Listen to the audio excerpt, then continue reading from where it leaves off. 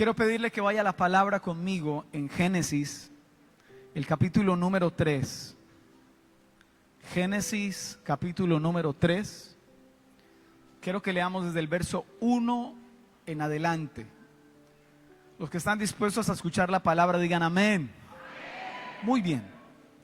Dice, pero la serpiente era astuta, más que todos los animales del campo que Jehová Dios había hecho, la cual dijo a la mujer: con que Dios os ha dicho, no comáis de todo árbol del huerto. Y la mujer respondió a la serpiente: del fruto de los árboles del huerto podemos comer. Si usted puede ver, ya hay una mentira implícita de parte del enemigo. Si me puede volver al verso 1, por favor, porque quiero que lo note. Mire la pregunta que Satanás le hace a Eva. La última parte dice: con que Dios os ha dicho, no comáis de todo árbol del huerto. Eso no era cierto. Dios no había dicho que no comieran de ningún árbol. En el verso 2 la mujer le aclara y le dice: del fruto de los árboles del huerto sí podemos comer. No era que Satanás no supiera.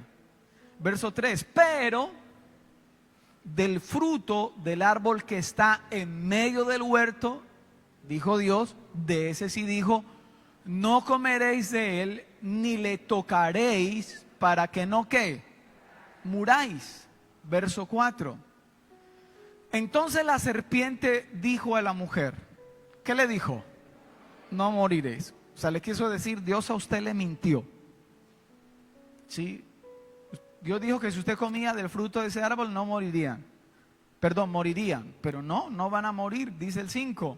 Sino que sabe Dios que el día que comáis de él serán abiertos vuestros ojos y seréis como Dios.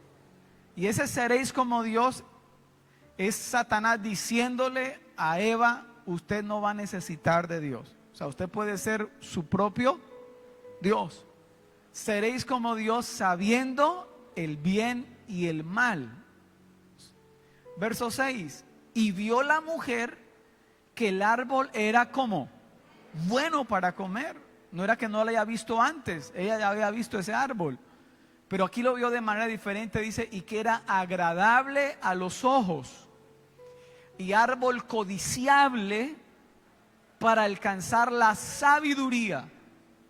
Y tomó de su fruto y comió, y dio también a su marido, el cual comió así como ella. Entonces fueron abiertos los ojos de ambos y conocieron que estaban desnudos. Entonces cosieron hojas de higuera y se hicieron delantales.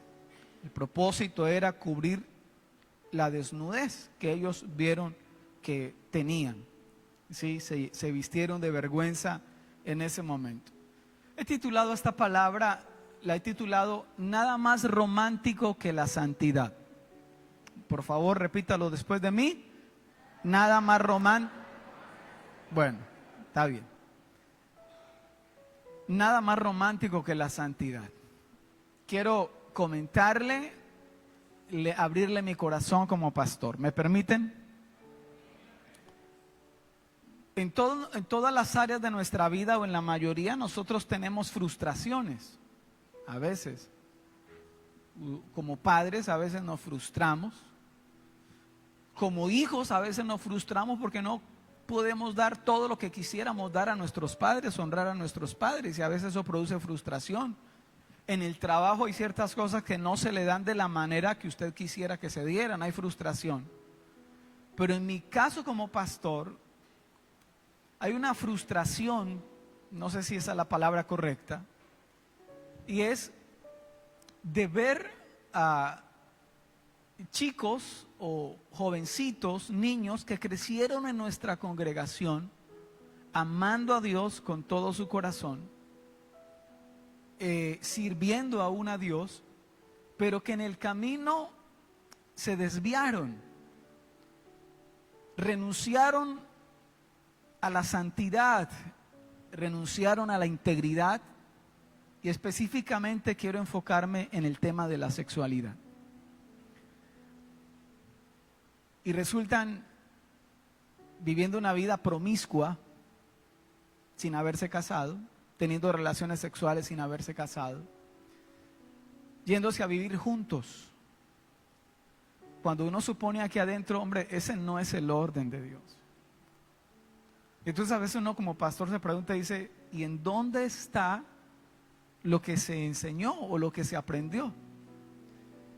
Aclaro que enseño esta palabra y predico esta palabra siendo consciente que tengo 2 hijos jóvenes. Pero no por eso yo puedo dejar de predicar lo que la palabra de Dios dice. Oro por mis hijos. Entonces, les abro mi corazón al respecto. Donde pareciera que el llegar virgen al matrimonio es algo pasado de moda. Pero que si llegamos a creer que el llegar vírgenes al matrimonio es algo pasado de moda, y que la sexualidad en este momento se puede dar en cualquier momento bajo el rótulo del amor, y si llegamos a avalar algo como eso, lo que queremos decirle a Dios es que sabemos más que Él. Y eso es algo peligroso, porque la Biblia dice, no tendrás dioses ajenos delante de mí. Y a veces nosotros, pues no tenemos ídolos en casa, imágenes a lo mejor, pero sí queremos un Dios de nuestro tamaño, que se acomode a mis preferencias. Y nos equivocamos cuando perseguimos eso, porque la palabra de Dios dice, Dios mismo dice, porque yo Jehová no cambio. Sus leyes no cambian, siguen siendo las mismas. ¿Cuántos dicen amén a eso? Así que muy inquieto con ese tema de hace un tiempo, he venido pidiéndole a Dios que me ayude a predicar una palabra que rete, que desafíe los corazones. Corro el riesgo de que usted después de esta mañana no me quiera, pero tengo la necesidad de predicar lo que la palabra de Dios dice. Así que leyendo ese Génesis 3 del 1 al 7, quise hacer una paráfrasis sin el ánimo de aumentarle a la Biblia algo que la Biblia no está diciendo, pero en son de ilustrar, me permito hacerlo de esta manera. Dice, pero la serpiente era astuta más que todos los animales del campo, la cual dijo a la mujer, con que Dios os ha dicho, no podéis tener relaciones sexuales. Ella respondió, sí podemos tener relaciones sexuales, pero hasta después que Dios haya bendecido nuestra relación en matrimonio. Lo que no podemos hacer es tener relaciones sexuales antes del matrimonio, porque Dios dijo que juzgaría a los fornicarios. Entonces la serpiente le dijo a la mujer, no serán juzgados, sino que Dios sabe que no hay nada de malo en tener relaciones sexuales antes del matrimonio, porque ustedes se aman. No serán juzgados, sino que serán abiertos sus ojos y se conocerán mucho más el uno al otro. Y vio la mujer a su novio y vio que estaba bueno para comer y que era agradable a los ojos y codiciable para acostarse con él, y lo tomó y se lo comió. A eso sumarle que su novio ya antes la acosaba para que le diera la gran muestra de amor. Entonces fueron abiertos sus ojos y conocieron que estaban desnudos, y se llenaron de ansiedad pensando, ojalá no haya quedado embarazada o haya adquirido una enfermedad de transmisión sexual, porque caras vemos, genitales no sabemos. Se llenaron de ansiedad pensando ella si lo había hecho bien, o si ella fue la primera mujer en la vida de ese hombre. Entonces inicialmente se llenaron de culpa porque sabían que habían violado la confianza de sus padres y habían violado el orden de Dios en el amor. No creo que alcance a terminar esta enseñanza, así que la próxima vez que nos veamos, le voy a comentar la otra parte. Permítame hablarle de un primer punto que puse aquí. La infidelidad en una pareja empieza desde que se van a vivir en unión libre. Otra vez, la infidelidad en una pareja empieza desde que se van a vivir en unión libre.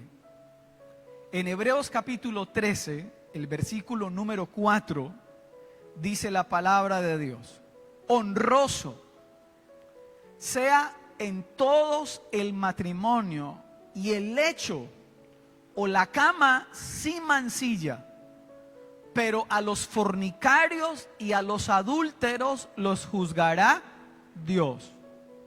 Fornicación es tener relaciones sexuales antes del matrimonio. ¿Sí? Eso es fornicación. Adulterio es tener relaciones sexuales fuera del matrimonio. Y la infidelidad en una pareja empieza desde el momento que se van a vivir en unión libre. ¿Por qué? Porque fidelidad incluye pacto. Por favor, dígale a alguien que está al lado, dígale: fidelidad incluye pacto. En el orden de Dios, la fidelidad incluye pacto. Entonces, escuche esto que le voy a decir. Una persona que escoge vivir en unión libre, a lo mejor escoge vivir en unión libre porque está esperando una mejor opción. No me caso todavía porque no vaya a ser que esta no sea, o no vaya a ser que este no sea. Ya ahí hay implícita está la infidelidad. Entonces, si usted vive en unión libre, querida mujer, delante de Dios, ese no es su hombre. No importa cuántos años estén viviendo juntos. O si usted vive en unión libre, querido hombre, ella no es su mujer delante de Dios. Por eso se llama unión libre. Así que si ese hombre llegase a acostarse con otra mujer que no sea usted, no le está siendo infiel. Porque está implícito que cuando se fueron a vivir en unión libre, pues eso era unión libre. En 1 Corintios capítulo 7, el versículo 1 y 2,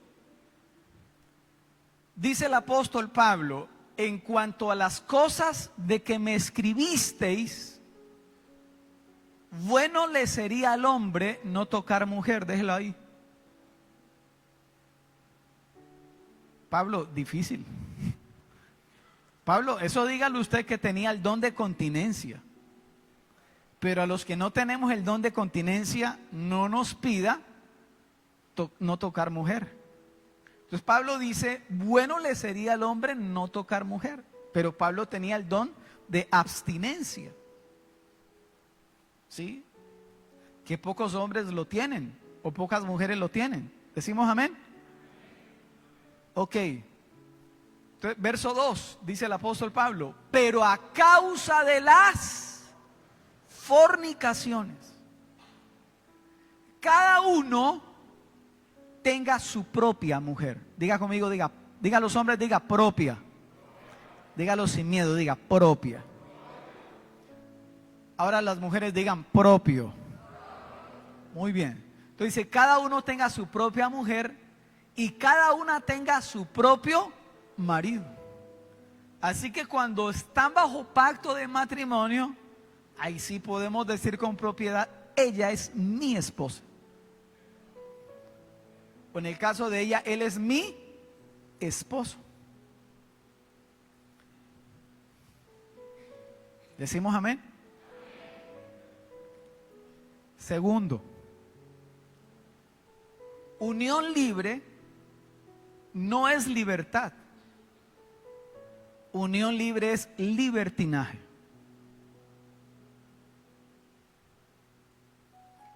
Y la palabra libertinaje quiere decir desenfreno. Entonces, cuando en una sociedad las parejas en su mayoría se van a vivir en unión libre, eso hay un desenfreno. Haga de cuenta, es como un carro que viene en bajada sin frenos, o como un caballo desbocado. ¿Sí? Entonces, en estos días, en estos tiempos, vivimos en una sociedad así, donde no vemos la necesidad de abordar una relación sexual bajo el pacto del matrimonio, sino que me gustó, nos queremos, o bajo el rótulo del amor, entonces tenemos relaciones sexuales. Eso no es libertad. Es que yo hago con mi vida lo que yo quiera. Eso no es libertad. El libro de desarrollo de la personalidad, eso no es libertad. ¿Aló? Eso es libertinaje. En primera carta del apóstol Pedro, el capítulo 2, el verso número 16, el apóstol Pablo dice, somos libres, o como libres, pero no como los que tienen la libertad como pretexto para hacer lo malo, sino como siervos de Dios. Es que yo puedo hacer con mi cuerpo lo que yo quiera, sí, pero en cada decisión que nosotros tenemos debemos asumir las consecuencias. Dios a usted y a mí nos dio la libertad para tomar decisiones. ¿Estamos de acuerdo con eso? Pero Dios nos responsabiliza de las decisiones. Y vuelvo y pongo el ejemplo que comúnmente pongo. Usted puede tomar la decisión de suicidarse y tirarse de un lugar alto, pero usted no manda sobre la ley de la gravedad. Eso sí le corresponde a Dios, que ya está establecido. ¿Aló? Entonces, cada acción que nosotros tomamos tiene una reacción o una consecuencia. Por eso hablo que la unión libre no es libertad, sino libertinaje. Entonces, escuche esto. Esto lo dijo un hombre llamado Tim Keller. Espero haberlo dicho bien. Pero dice, la persona que dice te amo, y ese te amo lo pongo entre comillas, te amo pero no tenemos por qué casarnos. Lo que en realidad está diciendo es esto: no te amo lo suficiente como para renunciar a mi libertad por ti.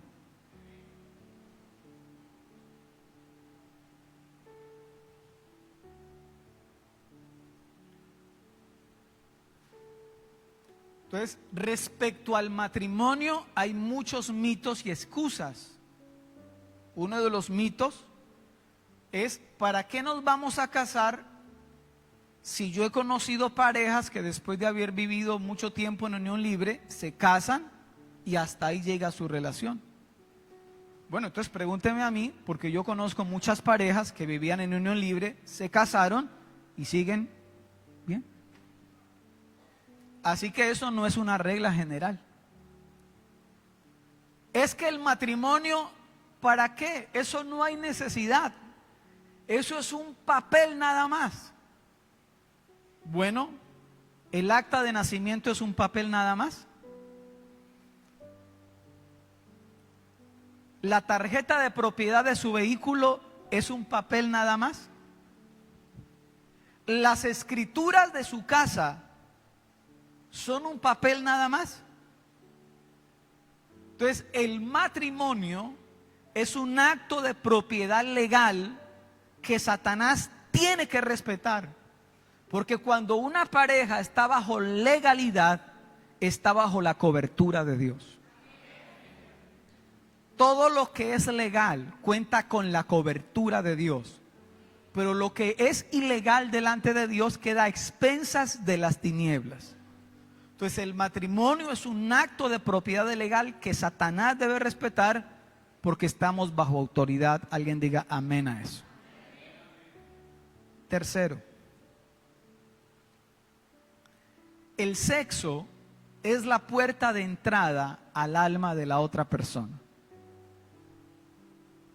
El sexo es la puerta de entrada al alma de la otra persona. Y aquí hago una relación. La Biblia dice que cuando Dios llamó a Moisés para la misión que él le iba a encomendar de sacar al pueblo de Israel de Egipto, Moisés se acercó a una zarza, a un chamizal, por así decirlo, que ardía en fuego y ardía, pero no se apagaba. Entonces se acercó y escuchó la voz de Dios en medio de la zarza, que le dijo esto, Éxodo capítulo 3, verso 5. Dice, y dijo Dios, no te acerques, quita tu calzado de tus pies, porque el lugar en que tú estás, tierra santa es. En otras palabras, Dios le dijo a Moisés, ojo, para acercarse a mí hay un protocolo. No estás pisando cualquier terreno. Estás pisando un lugar santo. Quita el calzado de tus pies. Los orientales tienen la costumbre, o en algunos países orientales, de que cuando entran a su casa, dejan los zapatos afuera, porque los zapatos traen mucha suciedad, bueno. Entonces, yo lo relaciono igual en una relación sexual, donde cuando una pareja tiene una relación sexual, ese hombre debe saber que está pisando un terreno que a los ojos de Dios es sagrado.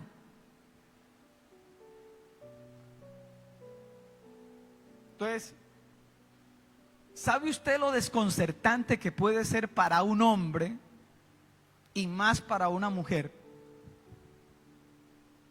el amanecer en la cama, en una cama extraña, con un tipo que a duras penas ni conoce, porque la noche anterior estuvieron de rumba en un bacanal, ¿sí? Levantándose a la otra mañana y mirando, ¿usted quién es?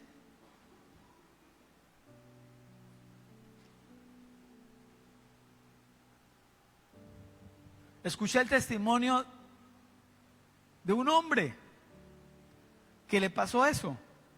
Se levantó en la mañana y dijo, ¿yo dónde estoy? Miró, se vio desnudo y toda la cuestión.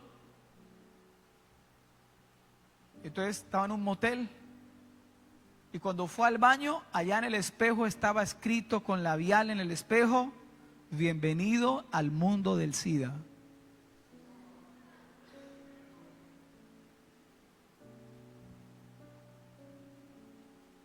Entonces, Itiel Arroyo, un gran predicador, dijo esto: el sexo es una puerta de entrada al alma y no tienes derecho a entrar en un lugar tan sagrado como el alma de otra persona si no te comprometes a cuidar de su alma para siempre. Levante su mano derecha si quiere hacerlo y repita esto. Diga, el amor no se consuma en una cama, se consuma en un altar. Ayúdeme a predicarle a alguien que tenga cerca y dígale eso. Dígale, el amor no se consuma en una cama, se consuma en un altar. ¿Ok? Y es que la vida está llena de protocolos. Y Dios diseñó protocolos. Y cuando una pareja se va a vivir en unión libre, queda un vacío. Un vacío protocolario. ¿Aló? Queda un vacío protocolario. Entonces después llegan los hijos y dicen, ay mamá, muéstrame fotos cuando usted y papá se casaron. Y cuando le pidió la mano y el anillo.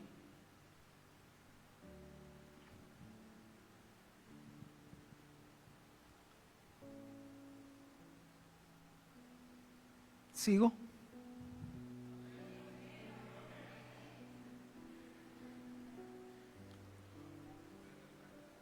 Cuarto,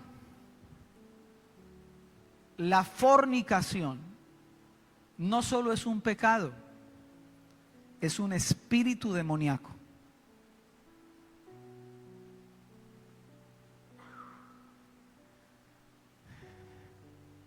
En Oseas capítulo 5, el versículo número 4,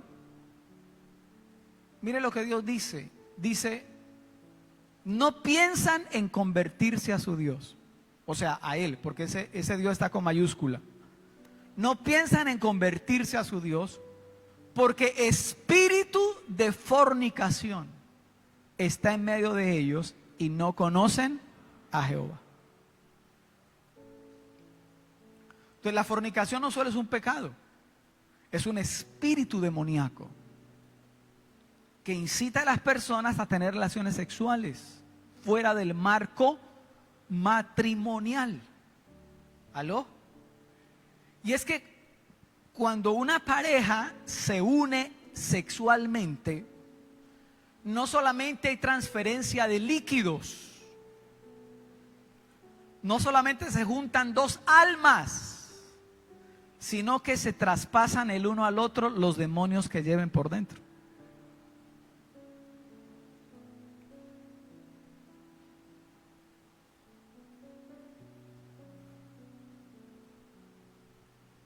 Y en el primer versículo que leímos, dice, honroso sea en todos. ¿En cuántos? En todos el matrimonio y el lecho. ¿Qué significa la palabra lecho? La cama. En otras palabras, a Dios le honra una cama limpia. Y no me refiero limpia en cuanto a la higiene, sino limpia espiritualmente a los ojos de Dios. ¿Aló? Dígame si no es bonito, quizá para usted no lo sea, a los ojos de Dios sí, que una familia o que dos familias celebren el matrimonio de sus hijos y saber que todos saben que esa noche esos dos muchachos van a ir a tener relaciones sexuales, porque es su luna de miel, y que van vírgenes. Hola. Que su primer relación sexual va a ser sobre un lecho sin mancilla. Pero a veces el afán hace que el lecho se convierta en un helecho y terminen teniendo relaciones sexuales por el afán en un helechal, en cualquier barranco por ahí. Dígame qué de especial tiene eso. Una pareja de jovencitos calientes por allá en cualquier parte. Yo no sé, eso queda como un sinsabor ahí. O en la casa de los papás. No, pastor, ahí me respeta. Con mi pareja vamos a un motel. Por curiosidad, un día pregunta en un motel cada cuánto cambian los colchones. ¿Será que cada vez que una pareja tiene relaciones sexuales cambian el colchón? ¿Cada año los cambiarán?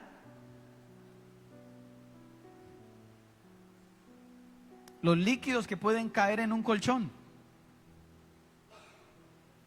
Y si llegaron borrachos, tuvieron la relación sexual y quedaron babeando encima de la almohada los dos.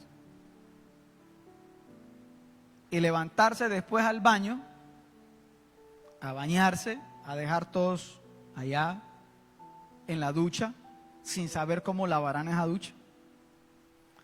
O en el pedernal de la taza del baño. Hola.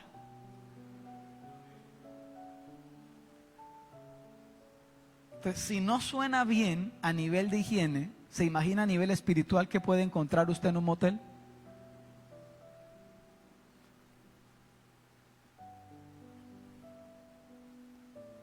¿Cazando demonios en un motel?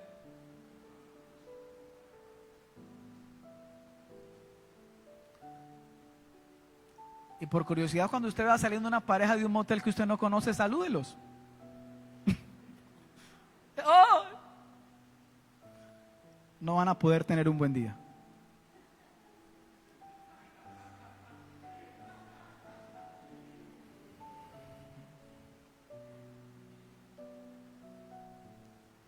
Entonces, ojo acá.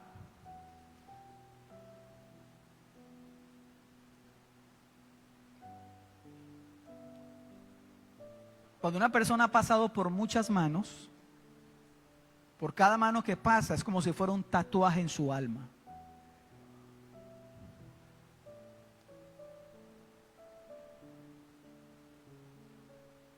Ahora, si usted dice, pastor, yo tengo un pasado y me siento aludido, le tengo una buena noticia. La Biblia dice que de modo que si alguno está en Cristo, nueva criatura es. Las cosas viejas pasaron y ahora en Cristo todo es hecho nuevo, dice la palabra de Dios.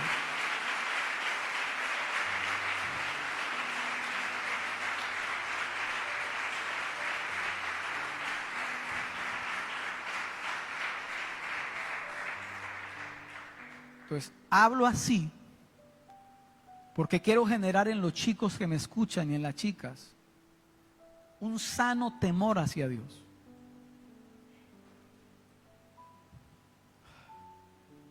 Usted desea la bendición de Dios, pero viviendo en fornicación. Así no funciona Dios. ¿Desea usted tener realmente paz genuina en su corazón? ¿Desea usted vivir una vida en integridad realmente delante de Dios? Quizá alguien diga, uy, pastor, eso es muy difícil. Pues déjeme decirle algo a manera de pregunta. ¿Sabe usted que Dios le ha dado poder para vivir una vida en santidad en su vida sexual? Ahora, ¿le gustaría a usted que otras personas siguieran su ejemplo de moralidad? Hace poco mi padre cumplió años. El viernes cumplió años, 76 años. Y aunque mi padre antes de conocer a Cristo tuvo un pasado, pues después de Cristo todo fue hecho nuevo. Y un día iba con él en el carro. Le dije, papá, aquí entre nos, dígame si por ahí no hubo una vieja que le movió el piso a usted.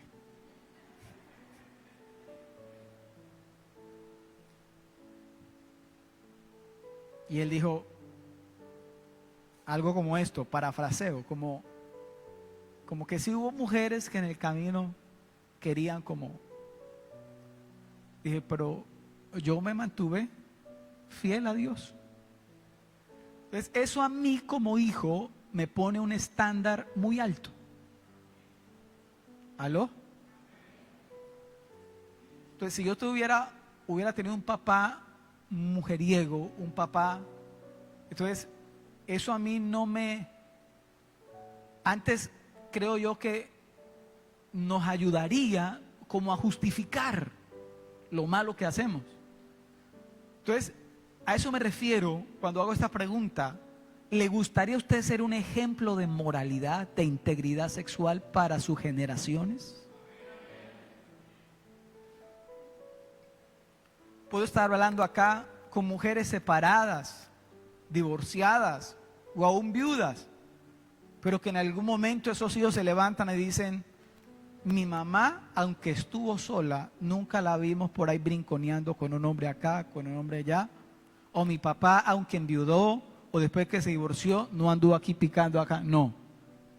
Entonces, usted ve que a pesar de ese divorcio, de esa separación, ese papá, esa mamá, ese abuelo, esa abuela, fueron un modelo de integridad. Hola. Bonito, creo yo, uno llegar a la vida anciana y decir, gracias a Dios Cristo se atravesó en mi vida. Y desde que Cristo se atravesó en mi vida, todo fue hecho nuevo. Puedo mirar a mis hijos a los ojos, a mis nietos y decirle, sí se puede vivir en santidad delante de Dios.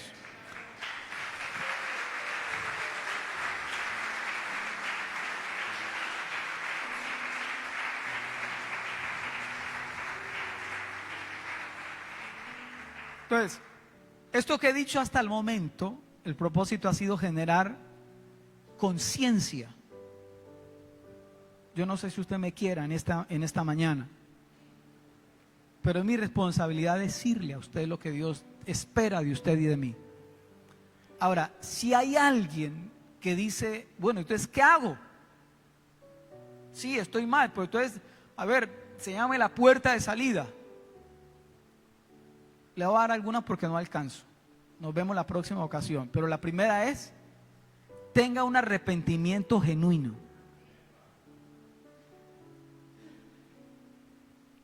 Arrepiéntase genuinamente, de verdad.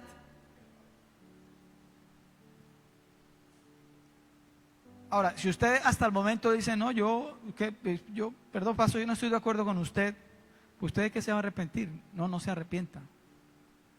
¿Sí? Pero si usted dice aquí adentro, el Espíritu Santo le redargüe y usted dice, estoy mal. Entonces, este es el mejor momento para tener un arrepentimiento genuino. En Apocalipsis capítulo 2, el verso 21, Dios dice, y le he dado tiempo para que ¿qué? Para que se arrepienta, pero no quiere arrepentirse de ¿qué? O sea que aquí Jesús está hablando a alguien que se sentía muy cómodo viviendo en fornicación. Entonces Jesús le dijo en su palabra, yo le he dado tiempo. Mire la misericordia de Dios como es tan grande. ¿Cuántos dicen amén? Le ha dado tiempo para que se arrepienta, pero no quiere arrepentirse de su fornicación. En Jeremías capítulo 3, el verso 9, aquí hay otra demanda o acusación de parte de Dios y dice, y sucedió que por juzgar ella cosa liviana su fornicación, la tierra fue contaminada y adulteró con la piedra y con el leño. Y aquí se está refiriendo a una nación, la nación de, no sé si es Judá o Israel, el pueblo de Dios. Y Dios lo ve como una nación que fornicaba con dioses ajenos.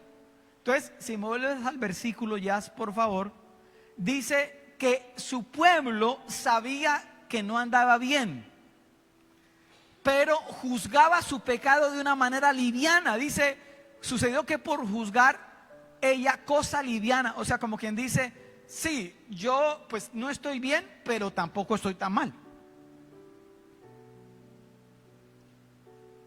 Es que yo he conocido a otros. No. Al pecado llamémoslo como pecado. ¿Aló? Entonces, hablo a los jóvenes.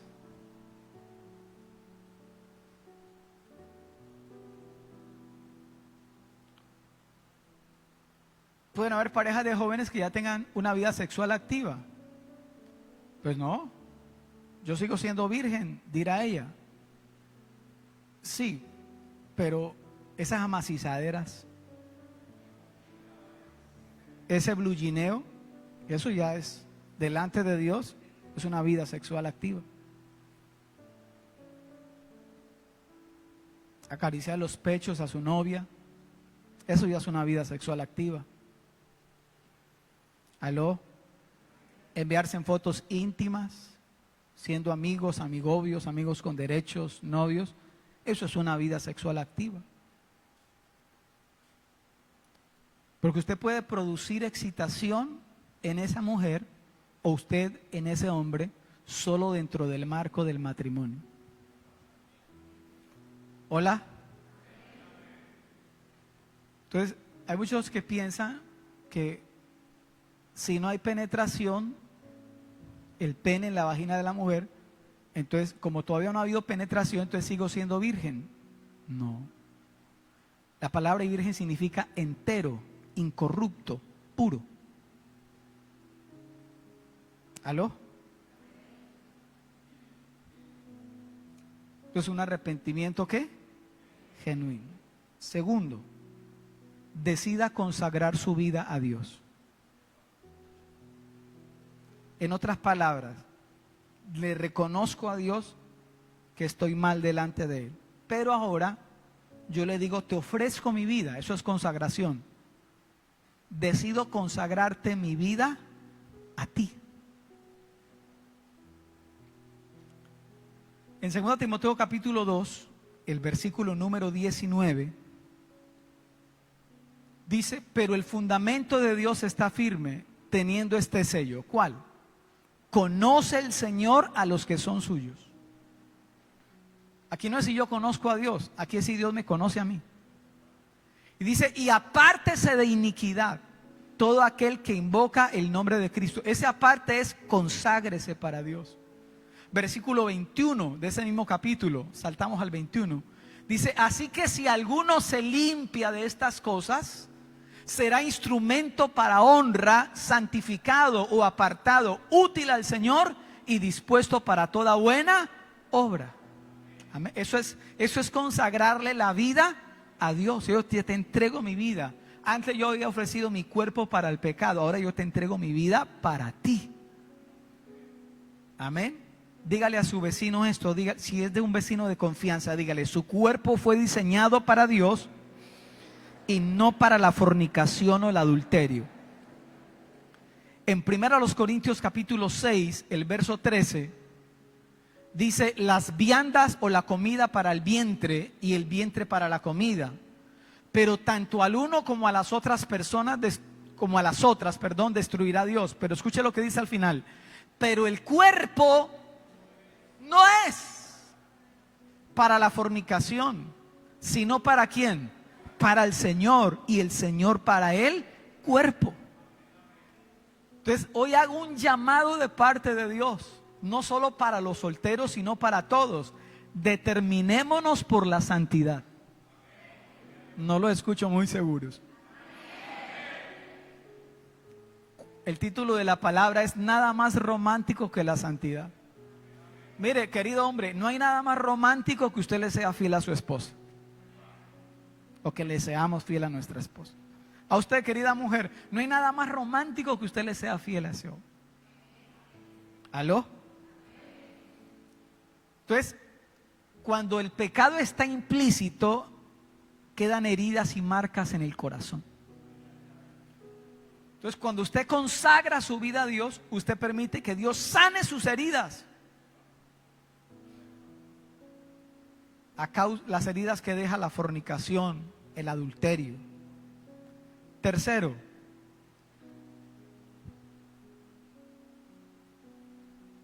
cuide sus pensamientos de ahora en adelante.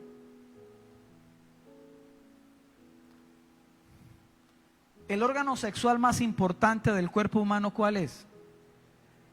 La mente. Este es el órgano sexual más importante, la mente. No es la piel ni los genitales. Mateo 15, 19, ¿qué dijo Jesús acerca de los pensamientos? Dijo, porque del corazón salen los malos pensamientos. ¿Como cuáles? Los homicidios, los adulterios, las fornicaciones, para hasta ahí. ¿Ok? Pastor, entonces, ¿qué hago yo con esta pasión que me embarga? O sea, claro, somos humanos. Pastor, ¿qué hago yo con esta testosterona?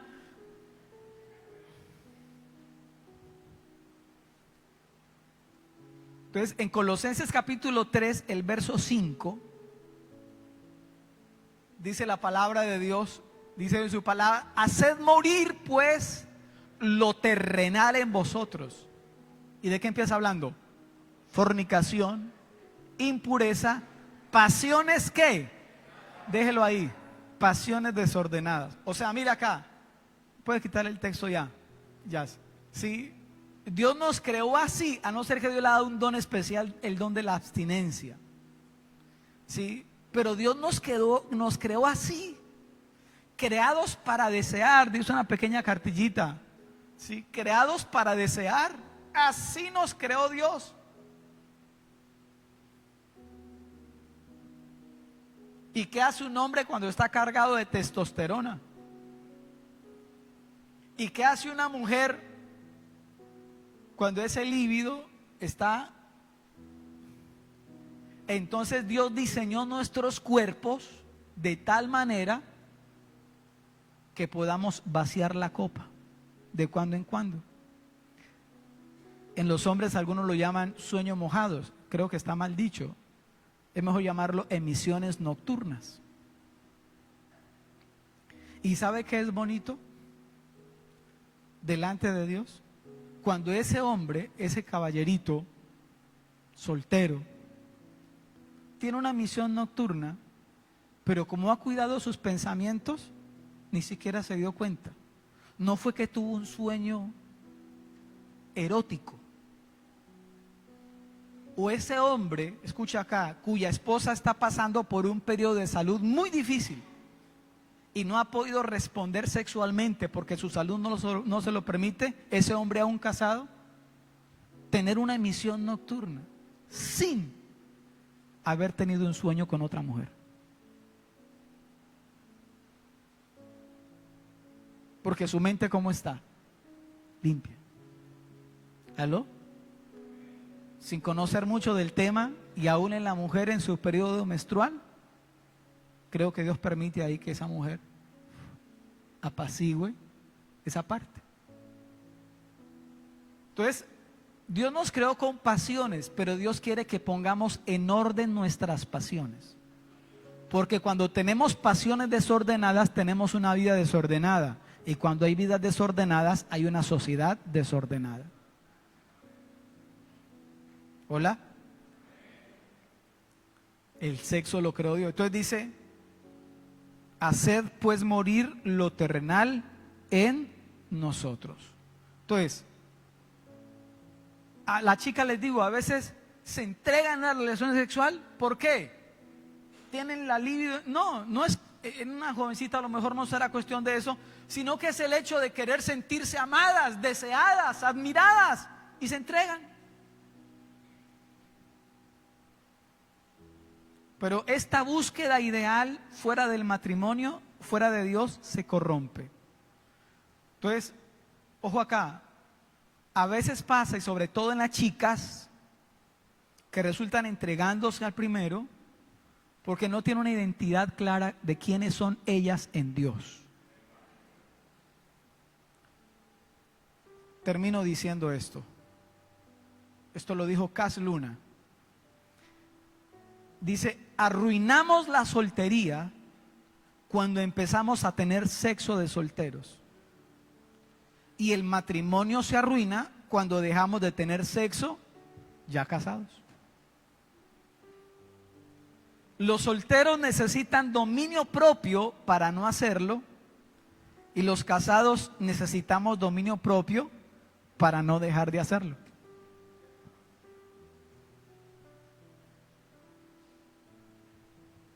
Entonces mire cómo actúa el diablo.